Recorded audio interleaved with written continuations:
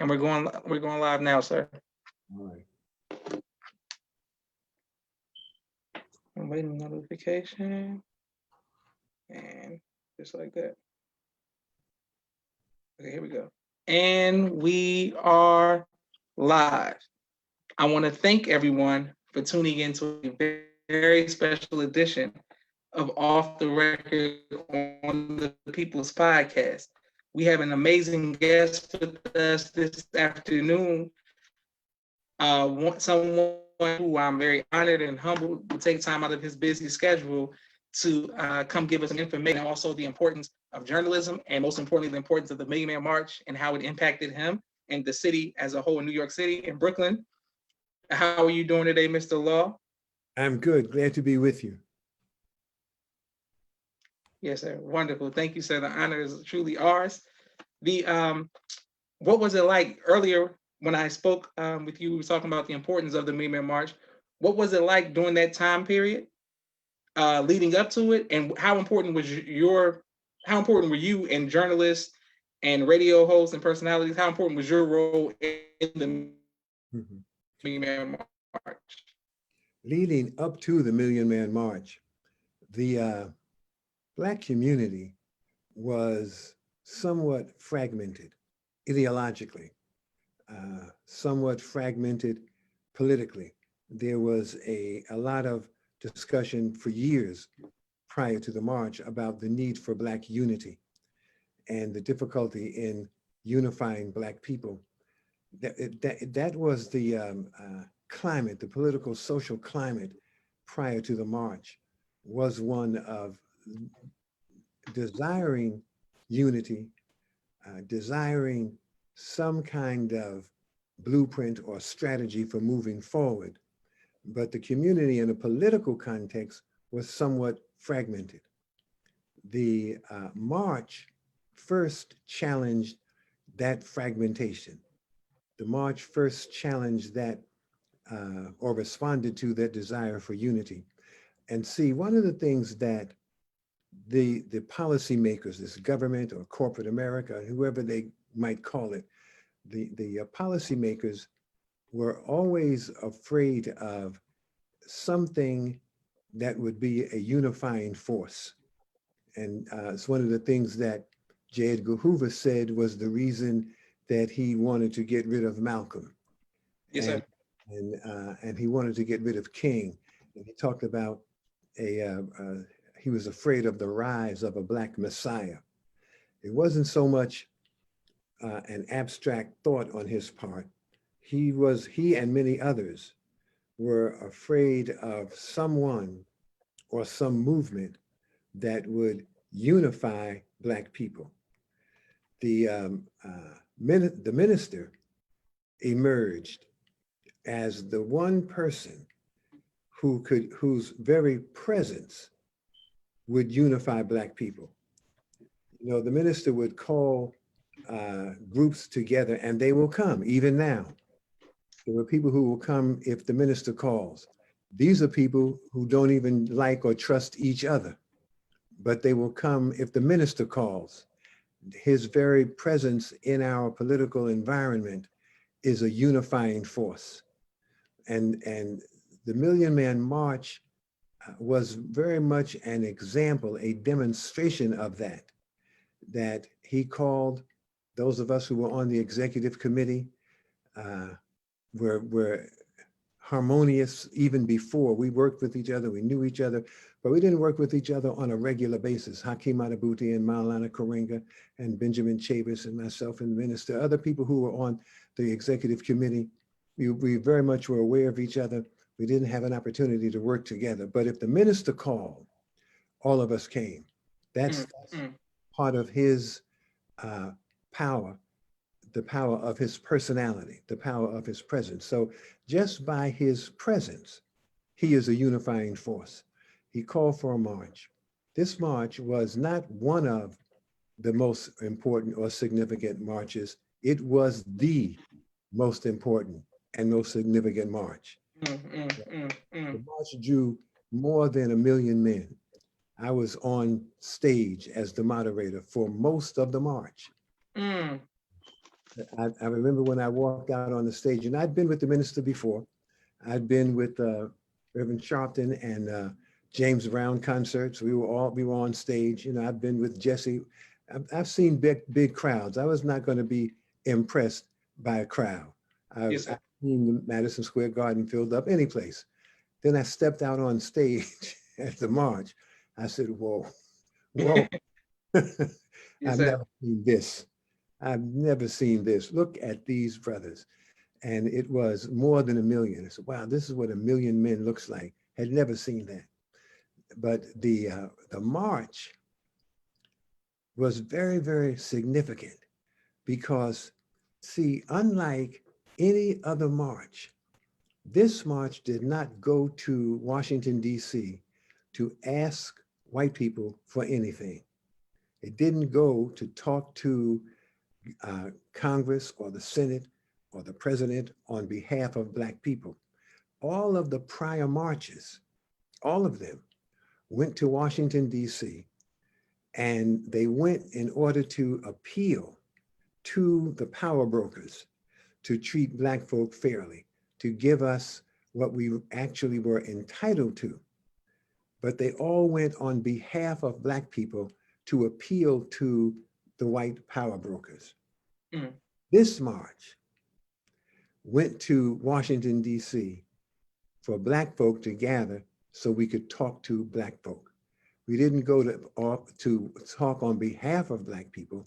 We went to talk to Black people.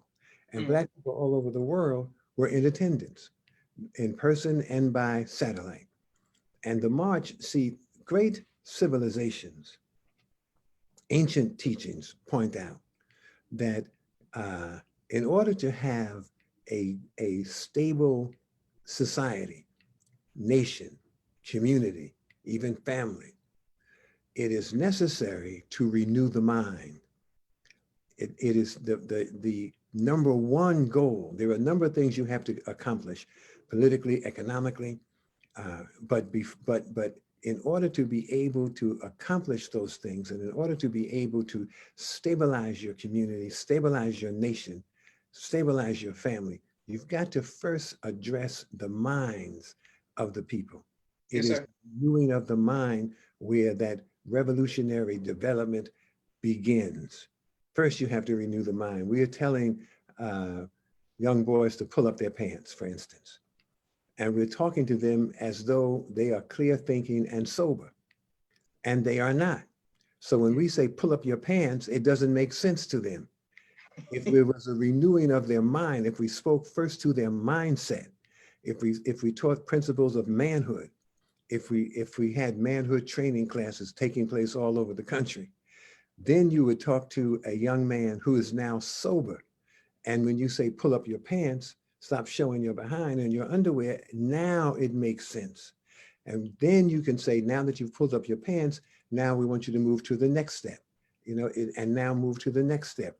But Yes, in sir. order to be able to move forward, first is the renewing of the mind. The Million Man March was called for by visionary leadership. And the visionary leadership said we have to speak first to the hearts and minds of our people. And we want to speak first to the hearts and minds of Black men. So brothers have gathered here from all over the country and even from the Caribbean. Brothers came because they really wanted to be a part of this process that they really felt was going to address their hearts and minds. They didn't come to ask for anybody to do anything. James Brown had a song that said, I don't want you to give me nothing. Open the door and I get it myself. Yes, sir. Yes, sir. Yes, sir. Yes, sir. And so we came to the Million Man March to say, we're not even asking you to open the door. We're not even talking to y'all. You're used to marches coming here saying, pay us what you owe us. That's fine, that's valid, because you do owe us. However, this gathering is the first gathering and remains the only gathering that was coming to talk directly to our own people. And that separated it from the other marches that had occurred in our struggle. Now, what's important to understand is that all of the major Black and white political personalities said, don't go to the march. Mm. And and even up to the day before the march, there were some black political people, black political politicians on television in various cities, so on in New York City, the day before the march, still saying that he thought, and he was a congressman from New York, he said he thought that people should not go to the march. It's a waste of time, don't go.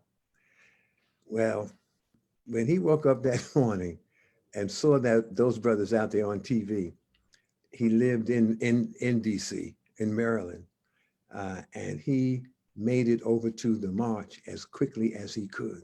I Mm. was at the podium and he handed me a note saying, please tell them I'm here. See, the Mm. march was that compelling. Mm. The and the march brought people together, even though all of the major political, black and white political personalities in the country said, don't go, waste of time. Well, did they go? And when the power brokers, the policymakers saw that, they began to say, how did it happen?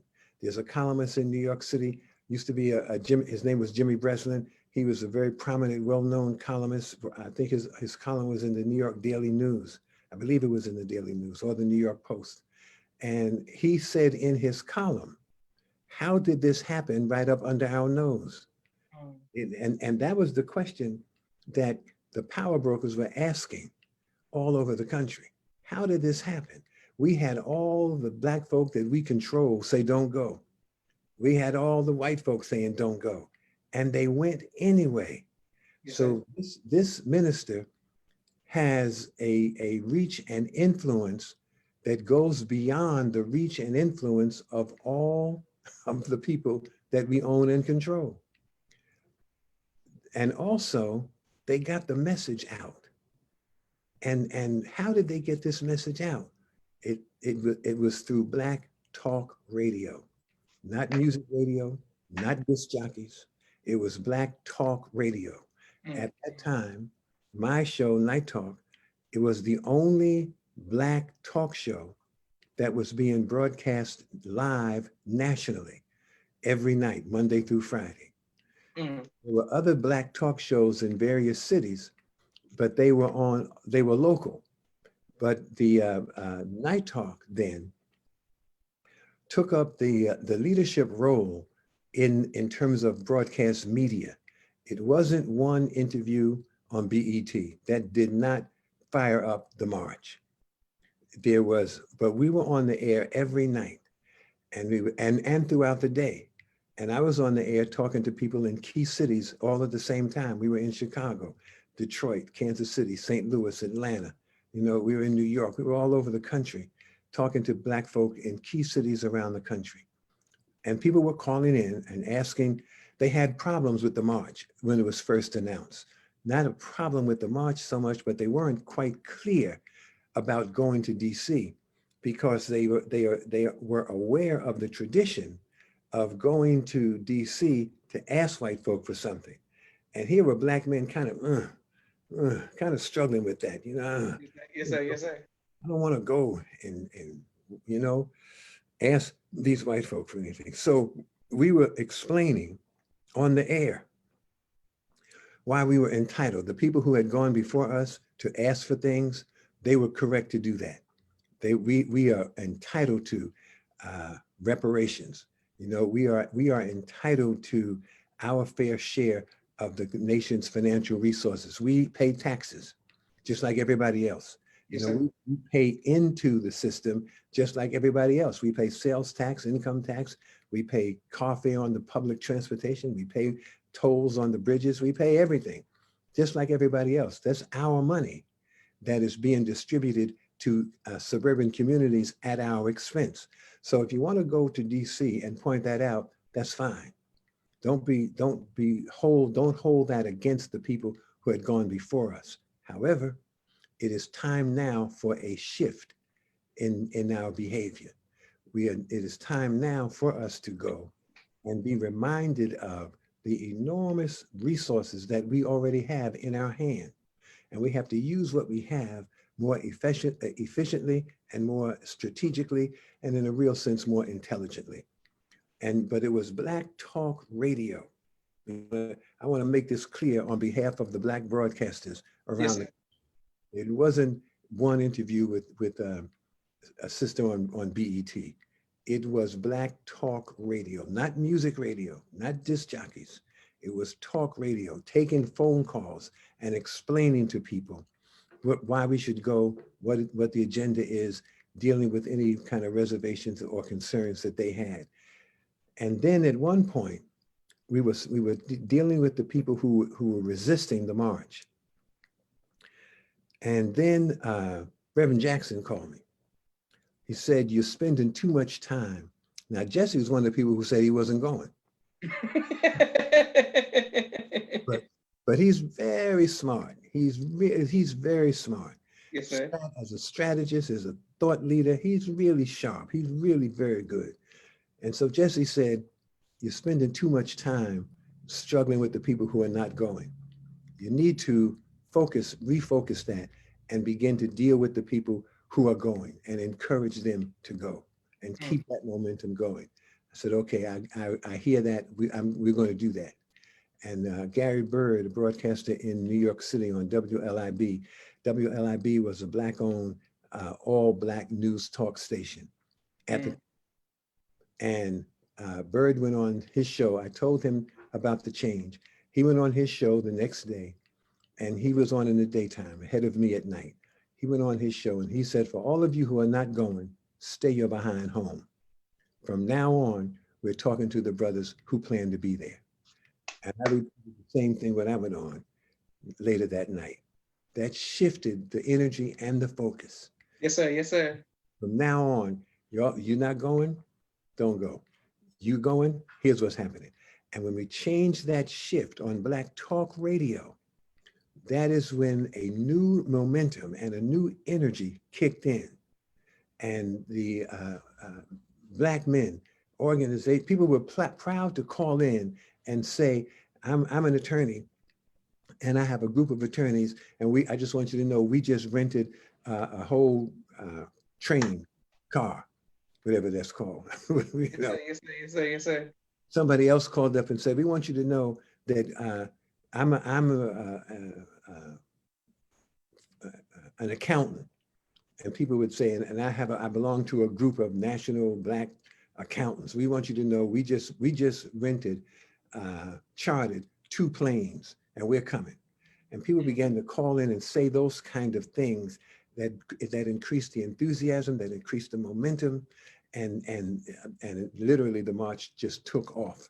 The people would call in and say, "I'm from the so-and-so organization. I'm from the such and such church. I want you to know we've got 3 buses going." Somebody else called in and say, "I want you to know we've got 5 buses calling." Then people started calling in so they could say, "Well, if you got 5, I want you to know my church got 6. Right?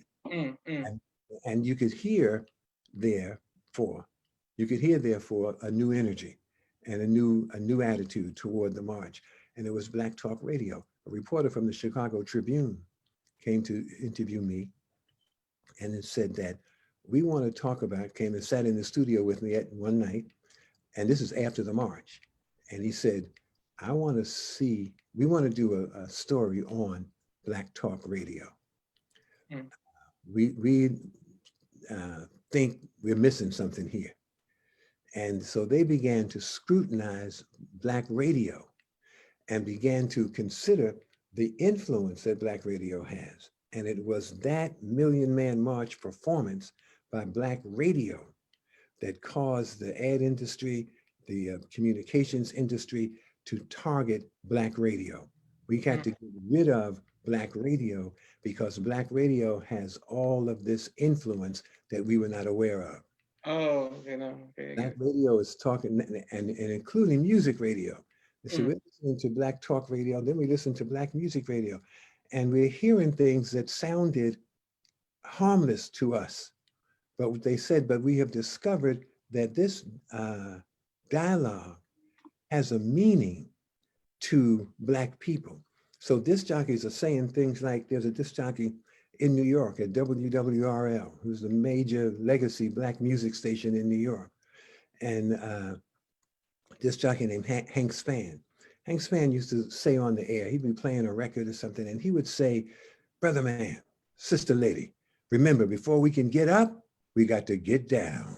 And then the music, doom, doom, doom. And so people, white folk listen to that and say, oh yeah, that's cute.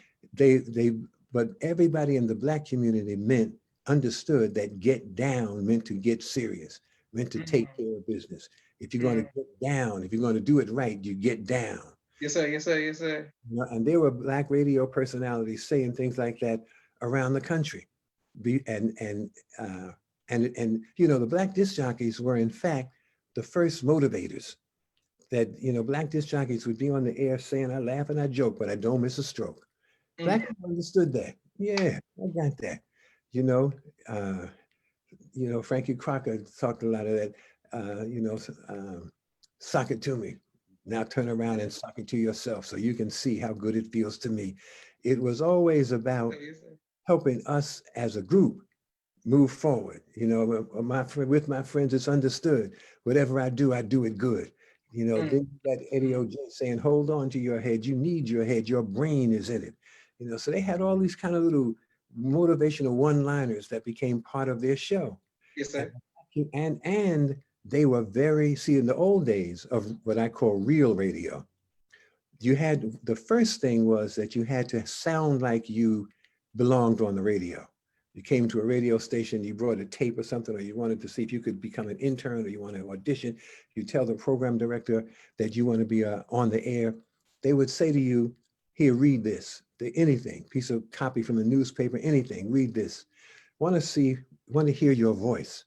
Back in the day, first you needed to have a voice that sounded like you were supposed to be on the air.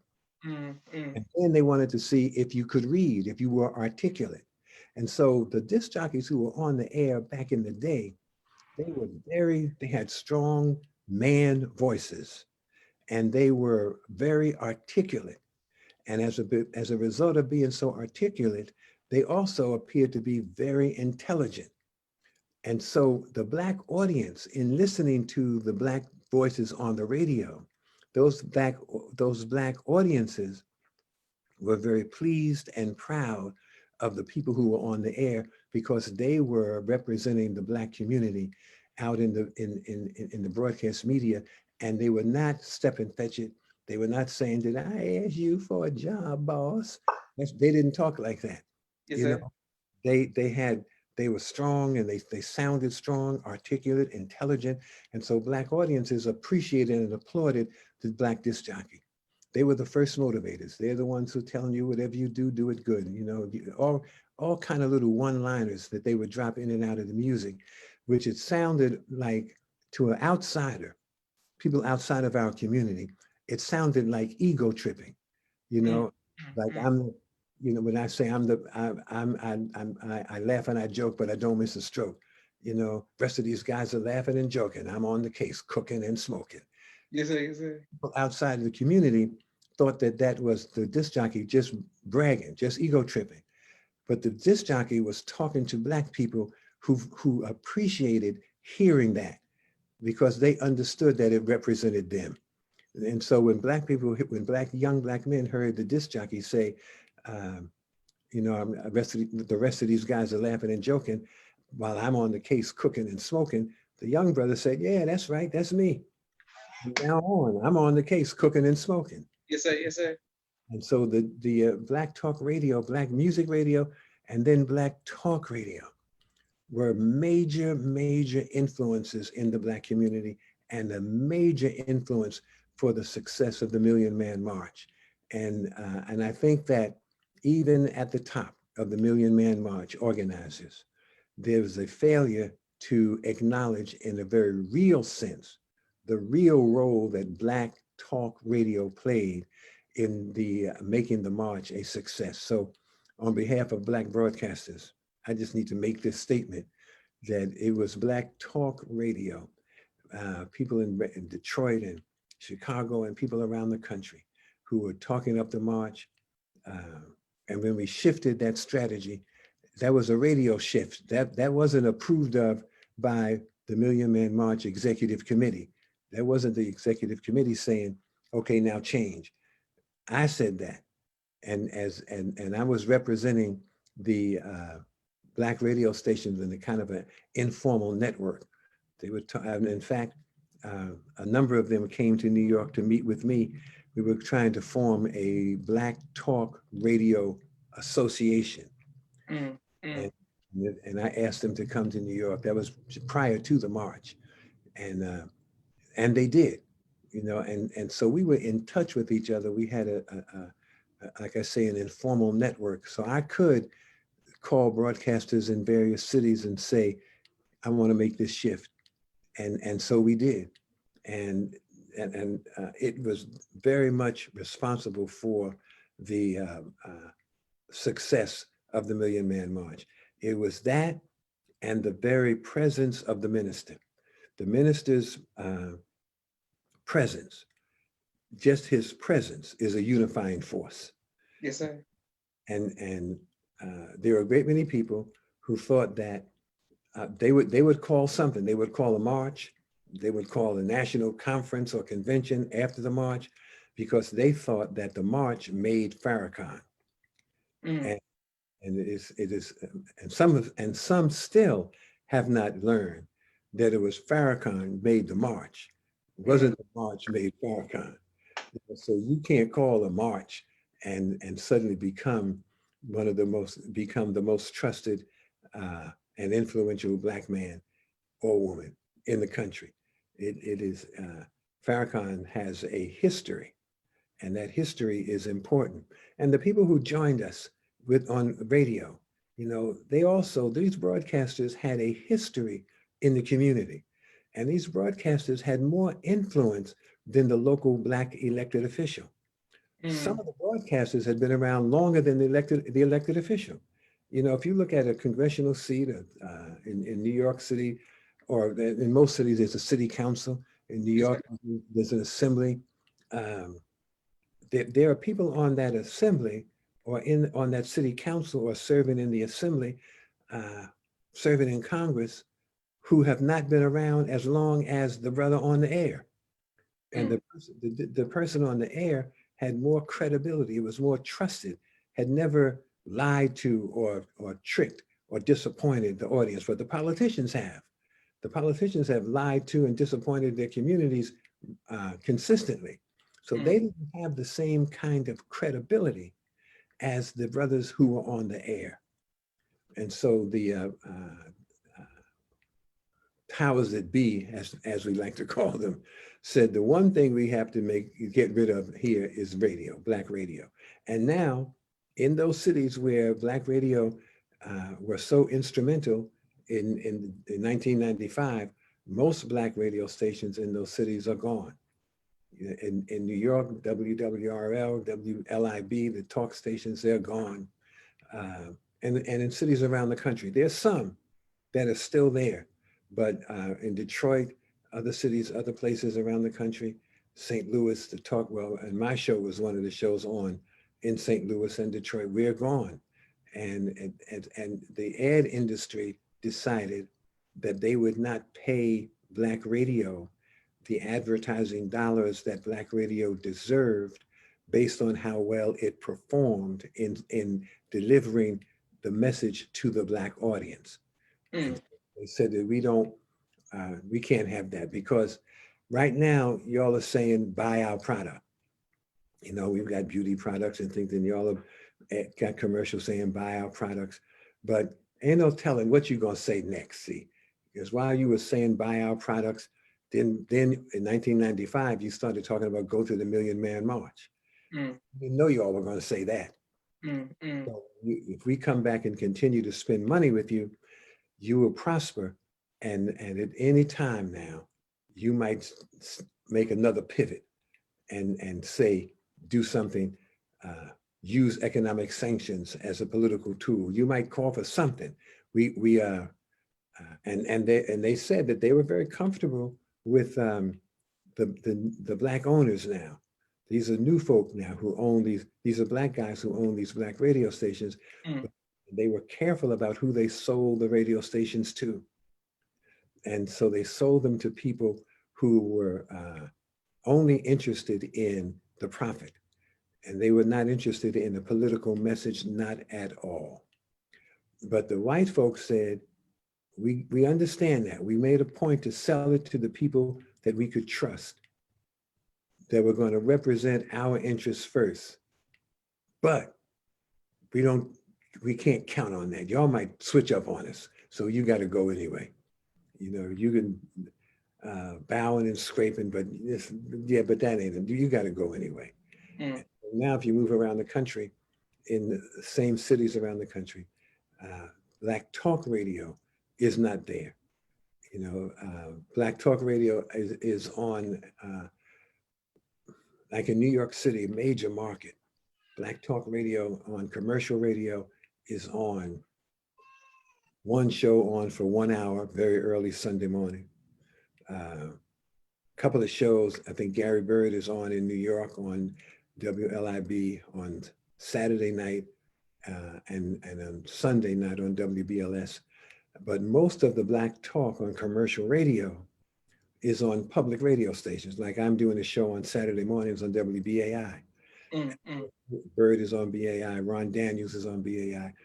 But of 200 shows on BAI, only about 6 of them are Black. And it's called community radio.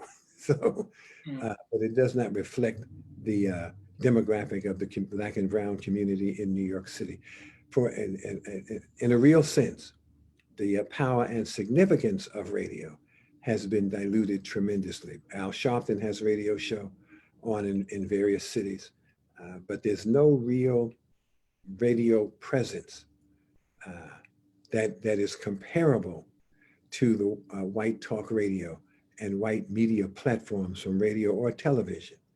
That it is very, very difficult for Black ideas to get out into the marketplace of ideas in the current environment. Yes, sir. And well, thank you, sir. And you have a lot of comments, people showing you love. I have a question for you. Sister Shanasia, who's from New York, says she's witnessed a strong, she witnessed a strong relationship between you and Brother Akbar. Jacquees Muhammad says you did some great work. You went with his mentor. A lot of people saying peace. Thank you for your work. Peace, family, peace, and you love. What advice would you give to future people who want to get into radio and journalism? How are you able to use a voice, but also still take care of your family? Well, there's a lot of questions in there. To people who want to get into radio and do a good job, first, yes, sir. To excellence. Disseminating information, often called propaganda, is a skill. It is really an art form. People who are like on Madison Avenue, where the ad industry is located emotionally. Yes, sir. People study how to sell ideas. You know, they do marketing research. They study how to sell ideas. You need to do the same thing. All the material is available. Books are in the bookstores on the selling of ideas, on the marketing of how to market. I would ask people to make a commitment to excellence, because what we hear on the radio now is far from excellence in terms of broadcasting and selling ideas. There are people who talk down to the audience. They slur their words. They talk out of the side of their mouth, and they don't really talk like that in real life. That is showing a level of contempt for the audience when they talk the way they do, taking the position that this is what my audience will relate to. Your audience will, if they trust you, if they admire you, they will relate to how you present yourself. You don't have to try and reinvent yourself in order to become what you think your audience is. One of the things that you will learn if you study selling ideas, if you're selling a product or an idea, you need to talk to people based on who they feel they are. They might not be wealthy, but they don't necessarily want you to talk to them like, for instance, there used to be commercials on Black radio stations for groceries, grocery stores, supermarkets, things like that, furniture stores. And at the end of the commercial, they would have a tagline that says, welfare recipients welcome. When I became public affairs director and then program director at WWRL back in the days of Real Radio, back in the glory days of the 1970s, Yes, sir. I had to teach the white owners that, welfare recipients don't necessarily want you to announce that this product is for welfare recipients. They are on welfare, but it's not because they desire to be on welfare. When Jesse would say, you might live in the ghetto, but the ghetto doesn't have to live in you. See, the audience, the radio audience feels very much the same way. If I remember doing a poll back in that day, and we asked Black women, what was the difference between you and Jackie Kennedy Onassis? Every one of them said money. That's it. They didn't say, well, she has a college degree, I don't. She has, comes out of a totally different environment. She's traveled the world, she's been here and this and that. They didn't say that. As far as they were concerned, the only thing that separated her from their reality was she had the money. But they understood that internally, they were of as much value as she was. They were as stylish, they were as articulate, they were as intelligent, they were well educated. That was their vision of themselves. Yes, sir. And so that is how you need to talk to people based on who they believe they are. And you're also talking to who they would like to be. And that, I don't hear that on radio now. I hear people on radio talking as though the audience wants to be pole dancers. They are, look at this. I might be straying away from your question, but yes, sir. But one of the most vulgar, dangerous, demeaning occupations in the world is to be a prostitute. And nobody even calls them prostitutes. That's sociologists talking about that. But everybody, as you know, everybody calls them hoe. But that job is dirty. It is dangerous. You're out in the street, up under the bridge at night with some degenerate man. What kind of man is driving around in his car trying to pick up little 16, 17-year-old girls off the street? What kind of man is that? And so you're at the mercy of those kind of men who have emotional imbalances themselves. They're also dirty, physically dirty. And then they will hurt you. Then they don't want to pay. Then, so the prostitute, and when she doesn't get paid, then the pimp hurts her. So she has a dangerous job just physically. She is open to diseases being carried by these degenerate men. She's out on the street in all kind of weather. They're on the street in wintertime, rainy nights. It is a dirty, degenerate, gutter lifestyle. Yes, sir. Rather than take the young sisters off the street, take them out of poverty, and remove them from that environment, the decision has been made, and you hear it enforced and supported by people on the radio, that they should stay in the gutter, and let's change their name. Let's call them sex workers. And as though becoming a sex worker changes your reality. And I understand that there are people who are saying that this leaving them in the gutter is empowering. It's empowering women. They now can use their body, Lord help them, to make their own money. So they're sliding up and down poles, showing their bodies off to men the men in the club would never want their own daughter on that pole. That's right. You're talking about it's empowering. How so? And so they're giving them, they are making money. But rather than lift up women, leave them in the gutter and give them a new name. Look how that is the most backward political strategy I've ever heard. Leave them in the gutter, leave them in the line of fire, leave them in danger, and let's give them a new name. And that is supposed to be empowering. See, that's the values that are being inculcated, because there was a time when even listening to the radio, you were introduced to another set of values on a daily basis with some music under it. All those things that the radio personalities used to say, and the radio personality would show up to be the MC at a concert. And one of the things that you learned in radio is that when you make a public appearance, you better look like your voice sounds. And be shabby. You know, you have a great voice. There were some great voices. Vaughn Harper doing the Quiet Storm on WBLS. You know, and he had a great voice. And when he was the MC at a concert, people was coming down before they got to know him very well. He walks out on stage, and he was tall, nice looking guy. He better be. You know, don't come on the radio sounding like you are smooth and like Frankie Crocker would say, this whole thing about, you know, I'm gonna laugh and I joke, and then I don't miss a stroke. Now, when the guy who talks like that walks out on stage, he better look like that. Yes, sir. Yes, sir. And so he did. And in radio, they would teach that whenever you go outdoors, it's a public appearance. So if you go to the supermarket and some fans of yours in the supermarket, they come across you in the supermarket and somebody say, hey, that's Jerry Bledsoe, that's Jerry B. Well, when they see him, they have to say, oh, wow, he's really good looking.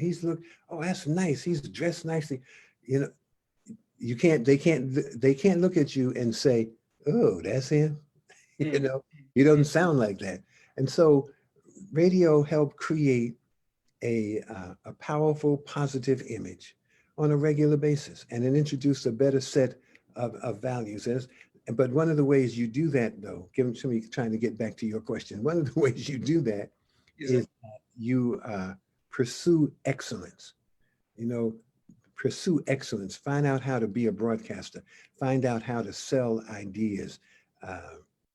Learn about marketing and bring that to your job. And now there are a lot of other platforms, so you don't have to wait to get on commercial radio. You can do a show like your show, and there are a number of young people doing shows like this. I'm really impressed with that. I think that's a great development, that y'all have this whole kind of a network, various networks going. But so you didn't have to apply for a job. You didn't have to pass a test of any kind to get on the air, but don't let that backfire. Pursue excellence, learn about broadcasting, learn about selling products and ideas, you know, so that you can do the job very, very well. And then read some text on propaganda, you know, read, trying to think the name of the book all of a sudden, but Manufacturing Consent. So yes, sir. The book Manufacturing Consent, which talks about how media manufactures ideas. It manufactures consent, in that if a particular government is going to take up a particular foreign policy, they want the people in their nation to agree with and support that foreign policy. And so the media in that country, like in this country, will then target certain people and nations and ethnic groups and do everything they can to demonize them. There's a television program here in New York. I don't know, in New York, I'm sure it's national, it's not just New York, but it's called 48 Hours, I believe. And it's kind of a docudrama where they follow a crime has been committed, and they take you along with the policemen. Oh, yes, sir. Yes, sir. Who solve that crime and apprehend the perpetrator. Almost every one of the criminals is Black. And they are Black, uneducated, unsophisticated. They show them in the interview room, as it's called, or the interrogation room. Oh, yes, sir. Yes, sir. While the police leave the room, and they keep the camera in the room with usually the young brother, and many of them pull their T-shirts up over their head. They slump down in the chair. See, and that is part of, and doing that show, even though it has Black police officers, Black police officers on the show, doing that show helps to perpetrate the idea of Black young men as criminals, Yes, as sir. Yes, sir. irresponsible, as illogical. So by the time a politician comes along and says, I want to crack down on Black young men, see, the media has manufactured an image that will cause the community to consent to the demonizing and the criminalizing and then the arresting of Black young men. Media identifies people representing, certain groups, and they use different kind of terminology when they describe what each one of them is. So if the young white boy who kills unarmed Black people in a church is a troubled young man. Yes, sir. Yes, sir. That's what they say. That's what they say. But the Black kid who shoots another Black kid is, as Donald Trump made up the term, wilding and savages, and never are they addressed with any kind of sympathy for what might have produced their mindset. That is reserved for white murderers. And that's the media manufacturing consent so that when they say, let's do this to these people, the community will be in agreement with it. So learn how, and it's got a lot of subtleties about it. And if you read Manufacturing Consent, you get a better idea of the subtleties and the use of certain kind of terminology. That's, like I say, rather than point out that there is a vicious system that is exploiting young girls on the street. And see, then the popular media begins to call them sex workers rather than point out that their lifestyle is degenerate. That's the media, see, helping to create a particular image and vision of the people who are the victims of this society. Absolutely. And thank you, sir. And thank you all for your amazing comments. I have just two more questions for you, sir. But before we go, speaking of Black media, I would not be able to be on the air for so long if it was not for my amazing, quick commercial break, my amazing sponsors of the People's Podcast. That's Cash App, the People's Podcast. 1 second, hold on. Thank you very much, sir. I just want to shout out all of my sponsors for this month. They were very excited to hear from the great Bob Law that we have been hearing so much about, but we wanted to hear from you yourself. And I thank you for taking time out of your busy schedule to come on. Street Premier Media Production.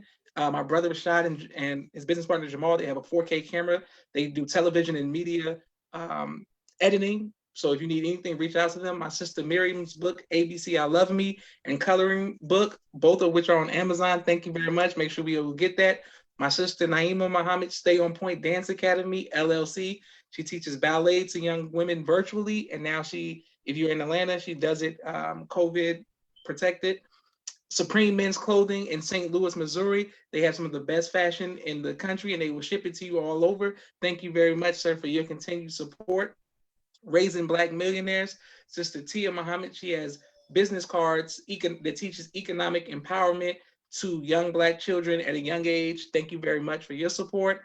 Brother Kenneth Muhammad, bow tie maker extraordinaire. He'll ship bow ties to you all across the country. I'm coming right back to you, Mr. Law. Exodus, a new way of life credit restoration. They fix our credit. Thank you very much. Khaliq's Boutique. Thank you very much for your continued support and sponsorship. And I'm coming right back to our guest, Brother Chantel X.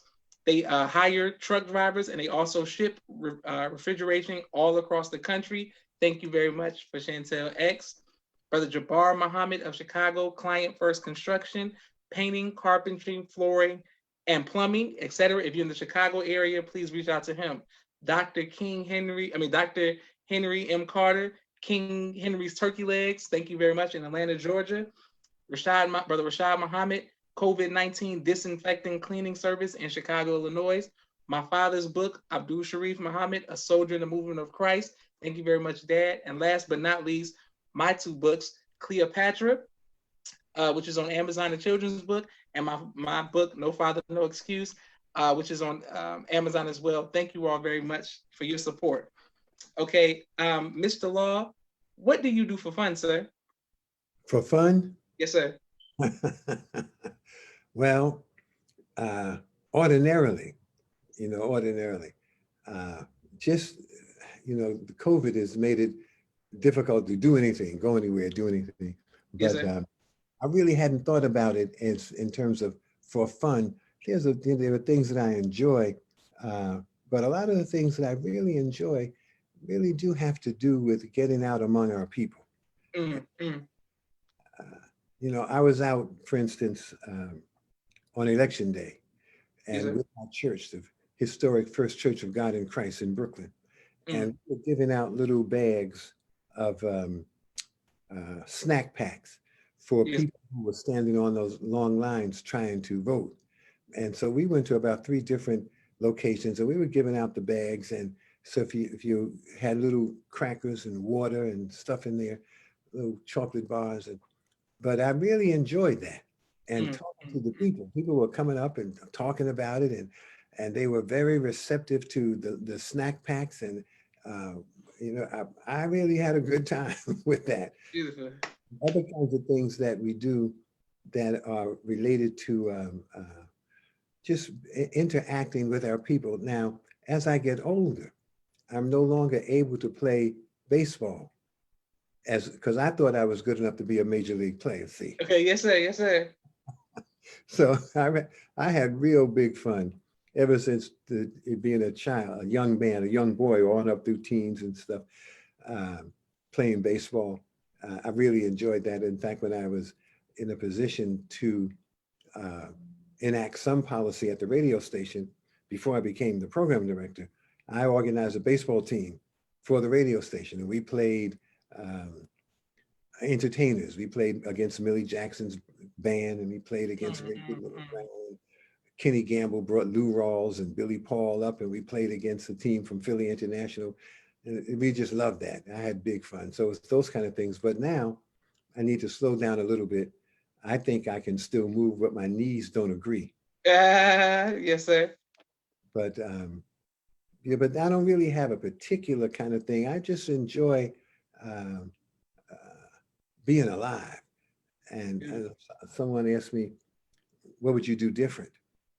And nothing. I'd do this again.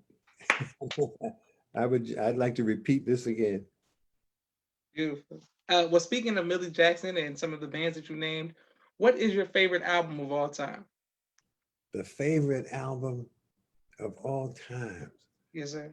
I don't know if I have a favorite album, um, because there are performers who are excellent and have more than one album. Yes, sir. Yes, sir. You know, but I can tell you some of the people that I really like in Okay, terms please. of music and their message. Uh, I like a lot of the music done by Kenny Gamble and Leon Huff. I remember Yes, sir. I was explaining in a forum that there's a formula for living that says, and I call it the Harold Melvin formula, that it's so good loving somebody when that somebody loves you back. And Kenny Gamble was there. He said, "I wrote that song." That's the Kenny Gamble Mm, formula. And so there's a lot of music that by Leon mm. and Kenny. Um, there's music by Bill Withers, because Bill Withers wrote those songs himself, and Yes, Grandma's sir. Pain, the messages in those Mm. songs, Lean on Me. Yes, Uh, sir. Yes, sir. uh, I think the greatest vocalist ever was Sarah Vaughan. And if you don't believe, see if you can Google Sarah Vaughan singing Misty. If you want to hear some sure enough singing. Yes, sir. Yes, sir. Yes, sir. Yes, sir. But a lot of people, though, it's hard to point to one. There's a lot of people, Curtis Mayfield. I can tell you this, though. My favorite rapper. There was a young brother who was a newsman at the National Black Network, and he was in the studio when I would come in to go on the air, and he asked me once, "Who is your favorite rapper?" Because he said, "I'm just too square. I don't know about this hip hop." So he said, "Who's Yes, your sir. favorite Yes, sir. rapper?"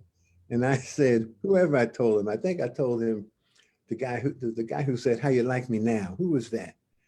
Um, Kumo D. That was who? Kumo. Kumo D. No, it wasn't. Well, that's not who I had in mind. Hammer, right? There was, but MC then Hammer. Okay, yes, sir. I got him.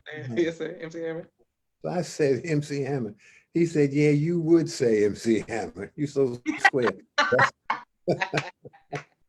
but I can tell you this: my favorite rapper is Gary Bird, and Gary Bird put the Mm, first person to rap on record. His first song on RCA Records, was it RCA? I believe it was RCA or MGM. It was produced by another friend of mine, a record producer named Buddy Scott. It was called Every Brother Ain't a Brother. And it was the same, it was the first time rap was on record on the radio. And it was the same rhythm, the same mm, pattern of delivery, the same thing that rappers are doing now. But Bird is a poet. So when he has a poem about, and it's a poem that he recites as a rap and using rap as a style, but when he has one called The Crown. And if you could Google The Crown by Imhotep Gary Bird, you'll see the attention to history, the attention to detail. When he talks about, he mentions Gwendolyn Brooks, premier Black poet in the song. yes, Stevie sir. Yes, sir. Stevie Wonder's playing harmonica in the song. You know, it was a hit in Europe. The black owned music radio stations at that point. We're now out of the uh, glory days of the 70s. And the radio stations are very much in the hands of carefully Mm, selected Black people who have no genuine commitment to the Black community. And so those Black owned Black mm, music stations refused to play Gary Bird's record, The Crown. They said it was too Black. And mm. their intent was to uh, provide a platform for ideas and music that are acceptable to whites. And whites never told them that song was too Black for them. These are the Black owners anticipating what white people will approve of. And Yes, sir. so, Yes, sir. but that's a whole other story. Black radio, the most successful Black radio station in the country, the most successful was WBLS under the leadership of Frankie Crocker. Mm, The way the ratings are taken, the ratings are biased. And they have a thing that they used to call, back in that day, they had a pamphlet that they would mail out randomly. But they used the zip codes. And in the front of the phone book, there used to be a map of each city broken down by zip code. And you could yes, sir. look at the map in New York City, and you could see the central Brooklyn, which is primarily Black. You could see the zip from the zip code. So when you addressed your letter to occupant at whatever street, however they did it, they would make sure that they did not send enough diaries into Black communities, that the diaries went into white communities so that white radio stations would always get a higher rating, because they never asked as many Black people as white people, what radio station are you listening to? For instance, even now, if ask the adults in your family or even in your generation, has anybody from Arbitron ever in your life asked you what radio station you listen to? Mm, You will find Black people all over the country will say no, no. Maybe every now and then one person would raise their hand. So the way that they sampled the listening pattern was biased, and very deliberately so. When WBLS became number one in New York City, they were number one. In order for a Black radio station to be number one, everybody has to be listening. No matter where you put the mm, diary, mm, it mm, has to mm. come back saying BLS. So if you put the diaries out in zip codes into white communities, in order for the Black radio station to be number one, all the people in the city have to be listening to that radio station. Mm. WBLS was able to accomplish that and become number one in New York City in spite of the racism involved in the ratings process. Mm, mm, That format that was attractive to everybody. It was attractive to Black, brown, it was white, Latino, everybody. That format was called the Total Black Experience in Sound. The Mm, Total Black Experience. So they became the first station to play R&B and jazz. You know, they would play Marvin Gaye into Sarah Vaughan, you mm, know, and mm, from Sarah Vaughan into Smokey Robinson, mm, and every now and then an instrumental. They would play King Curtis or Cannonball Adderley, but the Total Black Experience was attractive to everybody. It was the most successful radio format ever. The Black owners, the and they could and see, and the Black disc jockey could outperform white disc jockeys on the air every day. mm, Black disc jockeys like Jocko. So diddy yak, ho, this is a jock, I'm back on the scene with the record machine. The correct time now is 5:15. White jocks couldn't do that. mm, But just the way that they would, the rhythm and their voices and their rhythm, and the things that they would say in and out of the records. Hank Spann would, in a song, Hank Spann would say, "Hey now," or he would say what? And the performers have said to me, we really appreciate it when you guys speak over the record. When you say, we know that when Hank Spann says, "Hey now," that means he likes this. That mm, means he approves of this song. When he says, "Say what?" he's saying, "Oh man, that was really nice." They say, "We understand that." That's an endorsement for our song. And that increases the popularity of the song. But mm. Hank put it right in the right spot. Music is going, music is cooking, and he would come on the air, he would say, "It's coming at you like lightning and thunder. This is the music of Stevie Wonder." Is it? So, but white jocks couldn't perform like that, and could not know how to say what, or "Hey now," or "Sock it to me" in the middle of a song. Yes, sir. Yes, sir. They couldn't talk in the same rhythm with the record.